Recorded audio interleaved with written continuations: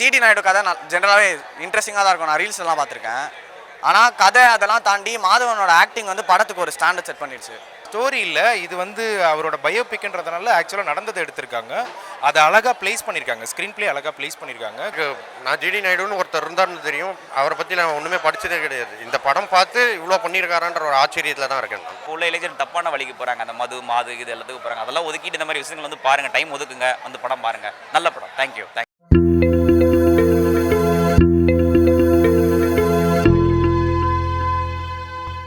நல்லா இருந்துச்சு படம். நல்லா எல்லாரும் பெரிய ஆக்டர்ஸ், அவங்களுக்கு என்ன குறை சொல்ல முடியும்? எல்லாருமே நல்லா பண்ணியிருந்தாங்க. பயோபிக்னு ஒரு போர் அடிக்கவே இல்லை, நல்லா இருந்துச்சு. யாரோட படம்? ஜிடி நாயுடு. யாரும் மேடி, அதாவது மறு உருவம் அப்படிதான் சொல்லி ஆகணும். ஏன்னா ஜிடி நாயுடு மறைஞ்சாலும் அவருடைய ரூபத்தில் ரொம்ப 10 பொருத்தமும் பக்காவாக இருக்க மாதிரி நடிச்சிருக்காரு. இதில் வந்து நம்ம இப்போ ரீசெண்டாக 2023 தான் நம்ம கேள்விப்பட்டுருக்கோம் கூத்தாடின்ற விஷயம். ஆம்பளைங்க புடவை கட்டி பார்த்துருக்கீங்களா? ஜிடி நாயுடு வந்து ஜெர்மனி போயிட்டு வந்தபோது ஒரு ஆதாங்கத்தில் வந்து ஒரு சாரீ கட்டியிருப்பார். அந்த சாரியில் வந்து ஜெர்மனி பசங்க வந்து ஒரு பாடங்களை வந்து வரைபடமாக வரைஞ்சிருப்பாங்க அப்படின்னு. அவர் வந்து ஜிடி நாயுடு வந்து ஒரு 3 பசங்களை பார்த்து திட்டுவார். அந்த 3 பசங்க வந்து கூத்தாடி படங்களுடைய ஃபோட்டோ வச்சுருப்பாங்க.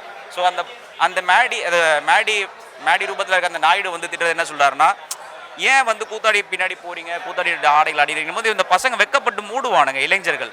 இல்லை இன்னைக்கு உள்ள இளைஞர்கள் எப்படி இருக்கானுங்க? சரியா இல்லையே.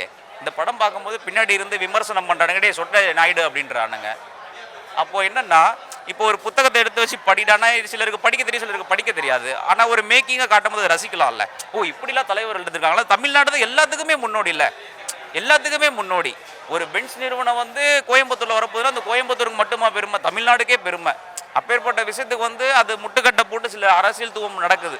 அப்போ இன்னைக்கு காலகட்டத்துக்கு மட்டும் அரசியல் நடக்கலை. கூத்தாடின்ற விஷயம் இன்னைக்கு மட்டும் இல்லை, பல 100 ஆண்டுகளுக்கு முன்னாடியே இருக்குது. அது ரொம்ப ஸ்ட்ராங்காக சொல்ல வந்திருக்காங்க. ஸோ இதில் வந்து நிறைய பேர் கேள்வி கேட்குறாங்க, நடிப்பு பேக்கேஜாக எப்படி இருக்குது அப்படின்னு. நடிப்பை குறை சொல்கிறோம்னா நம்ம சினிமா பார்க்க லாக்கியே இல்லாதவங்க. கரெக்டுங்களா? வேறு என்ன இன்ட்ரெஸ்டிங்கான கேள்வி இருக்கா? இதில் நான் மேடி மாதவனவே பார்க்கல, ஜிடி நாயுடா மட்டும்தான் பார்க்குறேன். ஏன்னா என்னதான் 10 வேஷம் 12 வேஷம் போட்டு நடிச்சாலும் அதுக்கு ஆப்ட் ஆக மாட்டாங்க. இது அவருடைய உடல் மொழியாக இருக்கட்டும், அவருடைய வசனங்களுடைய இதுவாக இருக்கட்டும், எல்லாமே ரொம்ப பர்ஃபெக்டாக பண்ணியிருக்காங்க. ஹிஸ்டாரிக்கல் வரலாற்றில் பண்ணும்பொழுது வரலாற்றை நம்ம திரும்பி பார்க்கணுன்னா அதுக்கு உண்டான கண்ணோட்டம் நமக்கு பத்தலை. ஏன்னா அந்த அளவுக்கு ரியாலிட்டிக்கு கொண்டு வந்திருக்காங்க. அந்த பஸ்ஸாக இருக்கட்டும், காராக இருக்கட்டும், அவர் வச்சுக்க அந்த சைக்கிளிங்காக இருக்கட்டும், எல்லாமே சூப்பராக பண்ணியிருக்காங்க. வேறு எந்த கேள்விகள் இருக்கா? இன்றைக்குமே நம்ம கோயம்புத்தூர் போனால் அவரெல்லாம் பார்க்கலாம். எனக்கு 29 வயசு ஆகுது. இந்த 29 வயசில் ஜிடி நாயுடை பற்றி எனக்கு இப்போ வரைக்கும் தெரில. அது எனக்கு வெக்கக்கேடு. ஏன்னா தமிழ்நாட்டில் பிறந்து எனக்கு வெக்கக்கேடு. ஏன்னா இன்றைக்கி தலைவர்கள்லாம் வந்து அதை சுருட்டலாமா இதை சுருட்டலாமா அப்படின்னு தான் போயிட்டு இருக்காங்க.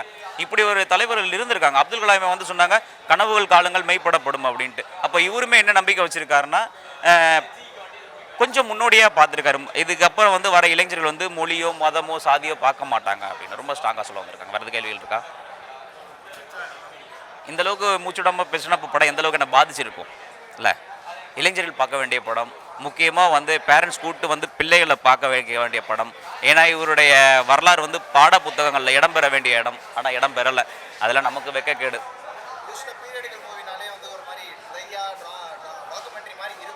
இது டாக்குமெண்ட்ரியாகவே இல்லைன்னா என்ன, இன்றைக்குள்ள கமர்ஷியல் ஆக்டிவிட்டிக்கு போட்டிருக்காங்களா? துஷாரா விஜயன் வந்து அவருக்கு ஜோடி ஆப்ட் ஆகலை, அதான் உண்மை. அதுக்கு முன்னாடி ஒரு ஹீரோனி இருப்பாங்க, டைவர்ஸ் கேட்பாங்க, அவங்க நல்லா இருந்திருப்பாங்க. ஸோ அப்போ என்னென்னா நீங்கள் கேட்டதுக்கு இங்கே விட கிடச்சதில்ல. இன்றைக்கி உள்ள இளைஞர்கள் படம் பார்க்கணுன்னா இன்றைக்கி உள்ள ஆக்டர் தூக்கி போடணும். அது நல்லா இருக்குது, நல்லா பண்ணியிருக்கோம். ஓவராலாக படமாக நல்லா இருக்குது, ரொம்ப சூப்பராக இருக்குது. எதுவுமே லேகே கிடையாது. இந்த படத்தை குறை சொல்கிறேன்னா நம்ம படம் பார்க்கறதுக்கு தகுதியற்றவர்கள். கரெக்டுங்களா? சனி ஞாயிற்கு உண்டான அந்த லீவான டைமை வந்து கரெக்டாக பயன்படுத்திக்கோங்க. பேரண்ட்ஸ் பிள்ளைகளை கூட்டு வந்து வாடா பார்க்கணும் அப்படின்ற பார்க்க வேண்டிய படம் இது. எனக்கே தெரியல வெக்கக்கேடு. 29 வயசு அது எனக்கே தெரியல. அப்போ வெக்கக்கேடு. நான் இப்போ இதை வந்து கரெக்டாக அந்த வாய்ப்பை பயன்படுத்திக்கிட்டேன். இந்த வாய்ப்பை பயன்படுத்தினா இப்படிலாம் தமிழ்நாட்டில் தலைவர்கள் இருக்காங்களா, அப்போ இது மாதிரியும் இன்னும் இருப்பாங்க போல அப்படின்ற நம்பிக்கை வரும். இளைஞர்கள் மீதான நம்பிக்கை இன்னும் அந்த கால தலைவர்களாக பெரிய நம்பிக்கை வச்சுருந்துருக்காங்க. ஸோ என்னென்னா இப்போ உள்ள இளைஞர்கள் தப்பான வழிக்கு போகிறாங்க, அந்த மாது இது எல்லாத்துக்கும் போகிறாங்க. அதெல்லாம் ஒதுக்கிட்டு இந்த மாதிரி விஷயங்கள் வந்து பாருங்கள், டைம் ஒதுக்குங்க, வந்து படம் பாருங்கள். நல்ல படம். தேங்க்யூ. ஜிடி நாயுடு படம் ரொம்ப நல்லா இருக்குது. Very motivational and inspiring. அவரை பற்றி எல்லா விஷயம்லாம் தெரிஞ்சிருக்கலாம். அவர் எவ்வளோ நாட்டுக்கு பண்ணியிருக்காரு, அப்புறம் தமிழ்நாட்டுக்கு எவ்வளோ பண்ணியிருக்காரு, அப்புறம் எவ்வளோ கஷ்டப்பட்டிருக்காரு, எவ்வளோ ப்ராப்ளம்ஸ் ஃபேஸ் பண்ணி அதுலேருந்து மேலே வந்து எப்படி ஹேண்டில் பண்ணி வந்திருக்காரு அப்படின்றத சொல்லியிருக்காங்க. இது ஒரு ஆட்டோபயோகிராஃபி மாதிரியான ஒரு படம். போர் அடிக்கல, ஒரு நாவல் படிக்கிற மாதிரி இல்லை, ஒரு மீடியம் பேஸில் அடுத்து என்ன நடக்க போகுது அப்படின்ற மாதிரியே ஒரு மைண்ட் செட்டில் அழகாக கொண்டு போயிருக்காங்க. மாதவன் ஆக்டிங் சூப்பராக இருந்தது, அல்டிமேட்டு. அப்புறம் சத்யராஜ், ஜெயராம், துஷாரா எல்லாம் அவங்க ரோல்ஸ் வந்து அவங்க ஜஸ்டிஃபை பண்ணிட்டாங்க. சூப்பர். ஜெர்மனிலலாம் சீன்ஸ் எல்லாம் போட்டாங்க, ஹிட்லர் பார்க்குறது, மீட் பண்ணுறதெல்லாம் அதெல்லாம் வந்து ரொம்ப நல்லா இருந்தது. கதையோடய ட்ராவல் பண்ணுற மாதிரியே இருந்தது. சூப்பராக இருந்தது. இல்லை, எனக்கு நான் ஜிடி நாயுடுன்னு ஒருத்தர் இருந்தார்னு தெரியும். அவரை பற்றி நான் ஒன்றுமே படித்ததே கிடையாது. இந்த படம் பார்த்து இவ்வளோ பண்ணியிருக்காரான்ற ஒரு ஆச்சரியத்தில் தான் இருக்கேன் நான்.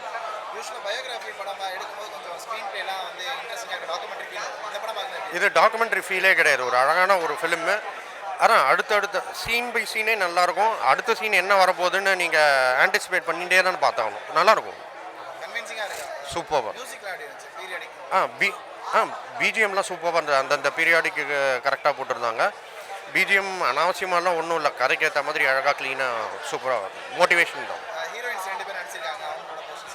அவங்க ரோல் அவங்க கரெக்டாக பண்ணிட்டாங்க. உஷாரா ஹோம்லி ரோல், மற்றபடி எல்லாம் அவங்கவுங்க ரோல்ஸ் அவங்க ஜஸ்டிஃபை பண்ணிட்டாங்க. Very satisfied. பார்க்கணும். குட், சூப்பராக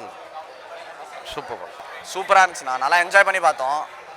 படம் கதை ஜிடி நாயுடு கதை ஜென்ரலாகவே இன்ட்ரெஸ்டிங்காக தான் இருக்கும். நான் ரீல்ஸ் எல்லாம் பார்த்துருக்கேன்.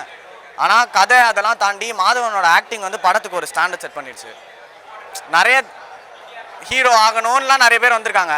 அதெல்லாம் தாண்டி இப்போது சான்ஸே கிடைக்காம மாதவன் வந்து கிடைக்கிற ஃபிலிமை நல்லா சூப்பராக யூட்டிலைஸ் பண்ணி இன்னும் நிறைய சான்ஸ் வந்தால் நல்லாயிருக்கும். மாதவனுக்கு சூப்பராக இருந்துச்சு. நேஷ்னல் அவார்டு சர்விங் ஃபிலிம் இது. அடுத்த வருஷம் சரி ராயனுக்குலாம் கிடச்சிருக்கு. ஒரு நம்பிக்கை ஜிடி நாயுடுக்கும் கிடச்சிடும். எப்படியா அப்படியே அதான் நான் ரத்தம் சொல்லுவாங்கல்ல, தனுஷ் தனுஷ் தனுஷ் தனுஷ் அந்த மாதிரி அவர் ஜிடி நாயுடுவாகவே மாறி நடிச்சிருக்காரு. சூப்பராக அப்படியே எங்கள் ஆடியன்ஸே இன்வால்வ் ஆகி அடுத்து என்ன நடக்கும் அப்படின்ற மாதிரி ட்விஸ்ட் எல்லாம் வந்து ஸ்மூத்தாக செம்மையாக கொண்டு போனாங்க. ரீல்ஸில் கொஞ்சம் கொஞ்சம் பார்த்துருக்கேன்.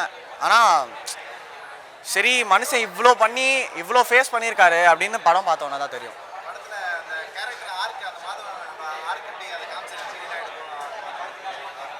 அது நடுவில் அவர் மென்டல் மாதிரிலாம் பண்ணுவார்னா அது அப்படியே எல்லாமே சரி இப்படி தான் இருந்திருக்கு போல அப்படின்னு சொல்லிட்டு ஒரு கிளாரிட்டி கிடச்சி சூப்பராக எடுத்திருந்தாங்க. அதெல்லாம் அந்த காலத்திலே டெக்னாலஜி இல்லாதப்பவே இவ்வளோ சாதிச்சு பெரிய விஷயம்.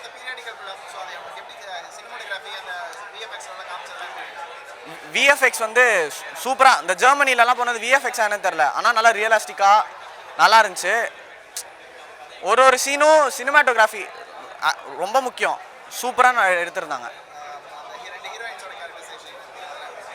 நல்லா இருந்துச்சுண்ணா. கடைசியில் அவரோட செகண்ட் ஒய்ஃப்னு நினைக்கிறேன், அவங்க அந்த கடைசியில் அந்த டிவோர்ஸ் சீனு எல்லாமே சூப்பராக நல்லா ட்விஸ்ட்டு நல்லா அடுத்து என்ன நடக்கும் அப்படின்னு நல்லா இன்வால்வ் ஆகி பார்க்க வச்சாங்க. ட்ரையாக போகும்.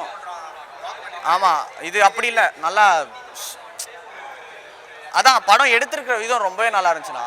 பாட்டு எல்லாமே சூப்பராக இருந்துச்சு, நல்லா இன்ஸ்பைரிங்காக சூப்பராக இருந்துச்சு. பக்கா அதான் மியூசிக் ஜென்ரலாக நல்ல பாட்டு எதாவது வந்ததுன்னா ரீல்ஸில் போட்டு ஏன்டா இதை போட்டோன்ற மாதிரி ஃபீல் பண்ண வைக்கிற அளவுக்கு போட்டுகிட்டே இருப்பானுங்க. இந்த பாட்டெலாம் நான் கேட்கவே இல்லை, ஆனால் படத்தில் பார்க்கும்போது புதுசாக சூப்பராக இருந்துச்சு நல்லாவே. நான் அதுதான் மிஸ் பண்ணிட்டேன், நான் லேட்டாக வந்தேண்ணா. இப்போ தான் இன்னும் ஒரு அண்ணா சொன்னார், அதெல்லாம் சரி ஓடிடி இல்லை இன்னொரு தடவை வந்து நான் ஃப்ரெண்ட்ஸோட வந்து பார்ப்பேன். பின்னாடி ஃப்ரெண்ட்ஸோடலாம் வந்து நல்லா என்ஜாய் பண்ணாங்க, அவங்களாம் நல்லா கமெண்ட்ஸ் பாஸ். படம் சூப்பராக இருந்தது சார், ரொம்ப நல்லா இருந்தது. மாதவன் சார் பிரில்லியண்ட்டாக நடிச்சிருக்காரு. Very nice movie. எல்லாருமே சூப்பராக பண்ணியிருக்காங்க சார், பிரில்லியன்ட் மூவி.